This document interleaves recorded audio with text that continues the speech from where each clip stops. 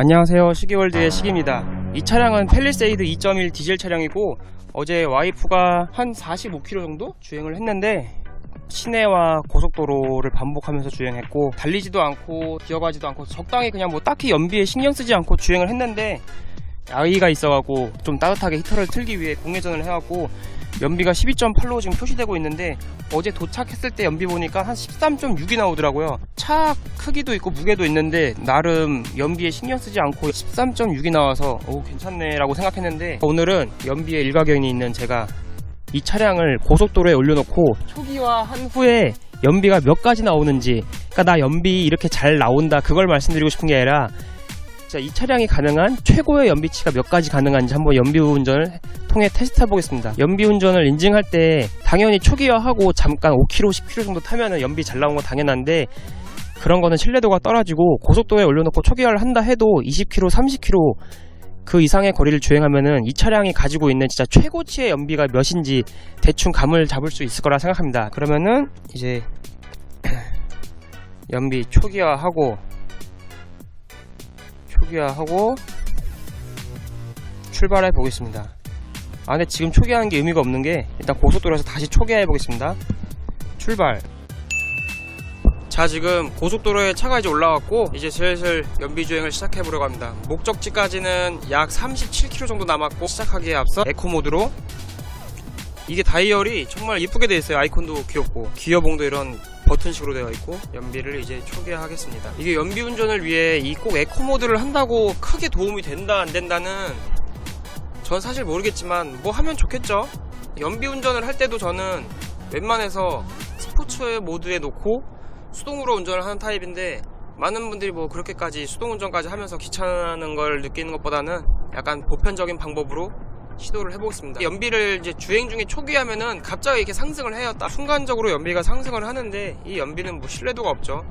저도 옛날에 경유 탈 때 카페 보면은 연비 잘 나왔다 인증하시는 분들 보면은 뭐 30 나왔다 20몇 나왔다 이러는데 그런 주행한 거리가 뭐 10km, 5km 뭐 내리막길 잠깐 타고 나온 연비는 신뢰도가 떨어지죠. 제가 비록 지금 연비를 초기화하고 운전하고 있는데 다시 말씀드려서 나 연비 이렇게 잘 나온다 그거를 자랑하기 위한 게 아니라 연비 운전을 진짜 열심히 할 시에 몇 가지도 나올 수 있다.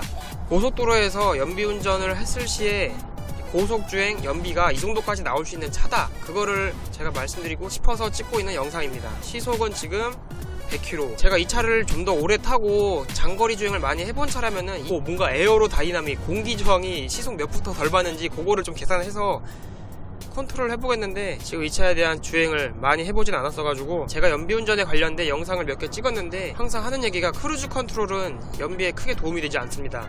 그것은 운전자에게 편리함을 제공하는 것이지 계속 지속적으로 연료를 분사하고 있고 속도를 맞춰가는 거기 때문에 저는 항상 연비운전은 발컨을 하라고 추천드리고 있는 사람입니다. 발컨이라 하면은 이거는 진짜 영상과 말로 난 설명할 자신이 없어.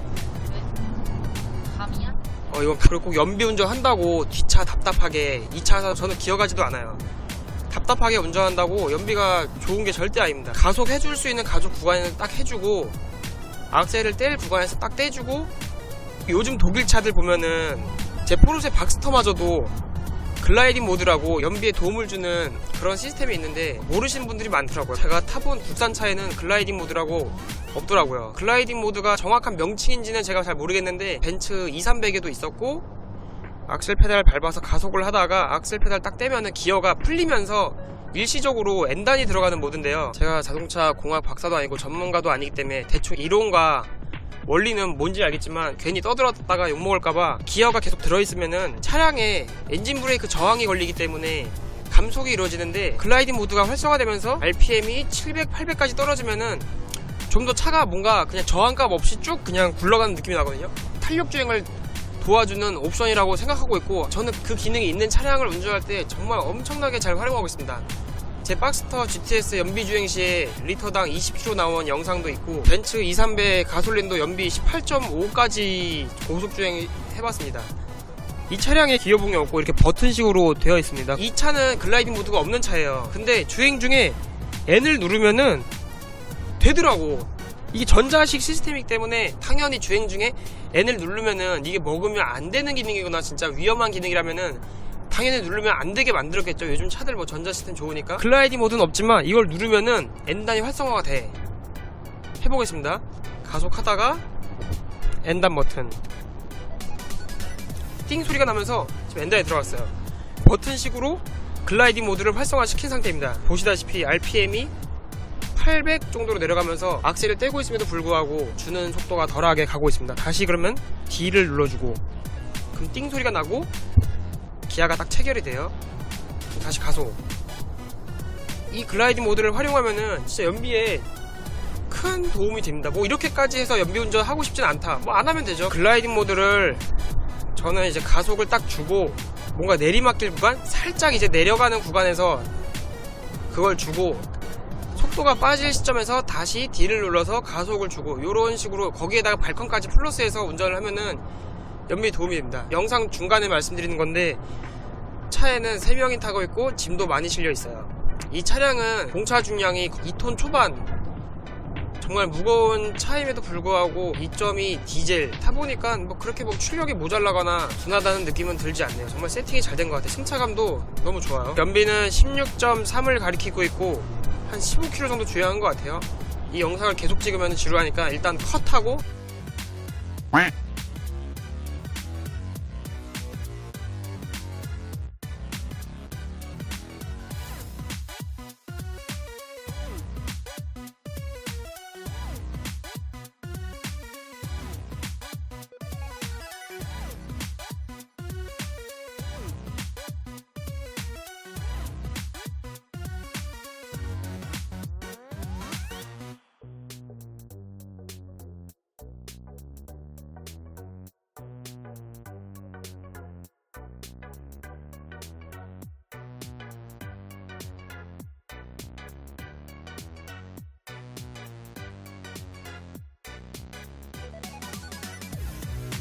현대자동차 롤링 힐스 호텔에서 서울 더케이 호텔로 이동 중에 있습니다.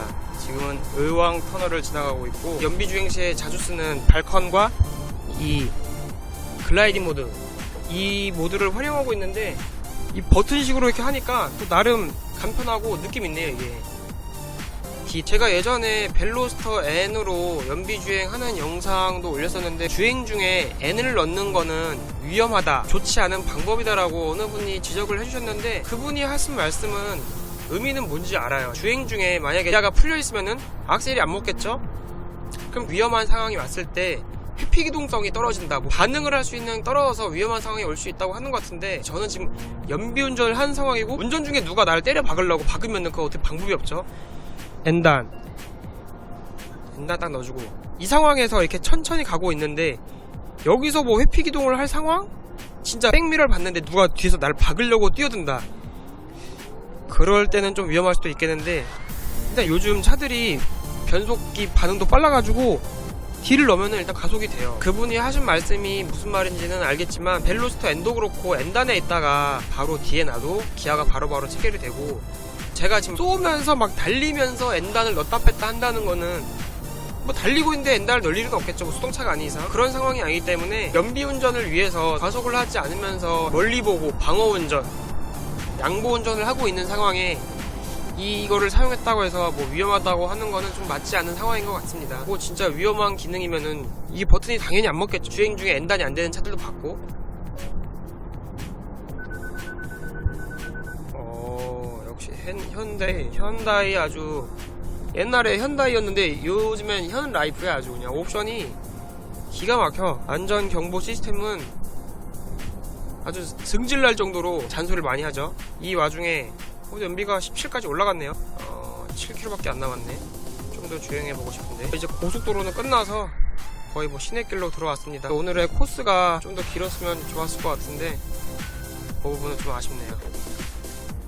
이것으로 시내에 도착해서 연비주행 테스트를 마치겠습니다. 거리는 32km를 주행했으며 이 누적 정보와 평균 연비 초기화를 제가 좀 타이밍을 다르게 해가지고 일단 계기판상으로 30km를 주행하면서 평균 연비는 18.2까지 나왔네요.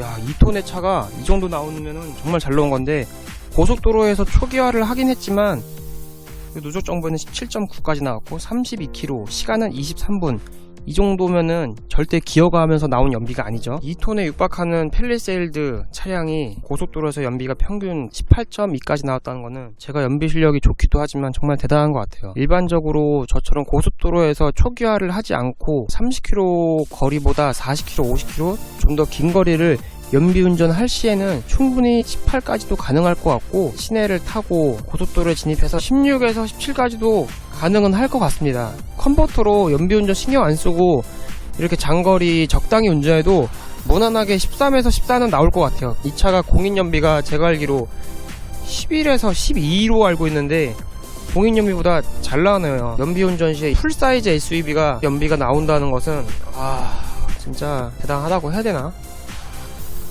뭐랑 비교해야 되나? 사실 뭐 요즘 나오는 독일 차들 2.0 디젤 큰 차 연비 신경 써서 운전하면 이 정도 나오더라고요. 저는 이 차 진짜 소음도 적고 승차감도 괜찮고 가격도 저렴하고 옵션도 너무 좋아가지고 상품 가치가 정말 뛰어난 차라고 생각이 듭니다. 연비는 솔직히 20까지 한번 찍어볼까 했는데 20은 안 나오네요. 팰리세이드 자동차 운영하면서 유지비라는 게 많이 중요한 부분인데, 팰리세이드 구매를 고민하시는 분들 이 차량의 연비에 대한 영상을 이것으로 마치겠습니다. 참고하세요. 안녕히 계세요.